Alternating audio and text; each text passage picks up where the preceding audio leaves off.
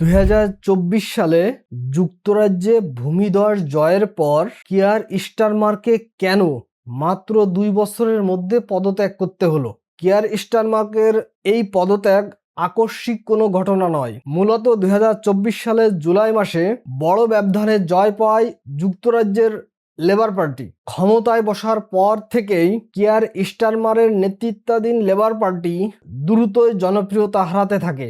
জনমত জরিপগুলোতে দেখা গেছে ক্ষমতাসীন দল বিরোধী দলগুলোর থেকে জনপ্রিয়তায় পিছিয়ে পড়ছে। কিয়ার স্টারমারের পদত্যাগের অন্যতম কারণই হচ্ছে তার জনপ্রিয়তায় ভাটা নামা, যার প্রমাণ মিলেছে সাম্প্রতিক স্থানীয় নির্বাচনে। গত মে মাসের নির্বাচনে সিটি কাউন্সিল ও গুরুত্বপূর্ণ আসনগুলোতে লেবার পার্টি ভয়াবহ রকম খারাপ ফল করেছে।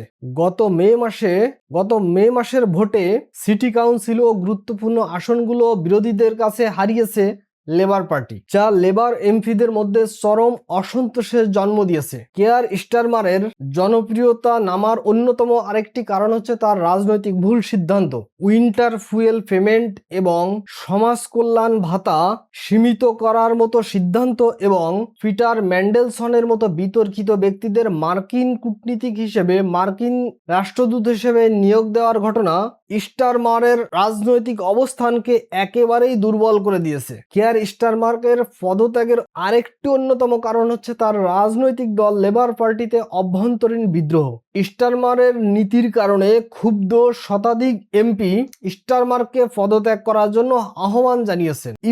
এমনকি অ্যান্ড্রি বার্নহ্যামের মতো জনপ্রিয় নেতার সংসদে ফিরে আসাটাও স্টারমারের পদত্যাগকে ত্বরান্বিত করেছে। এখন স্টারমারের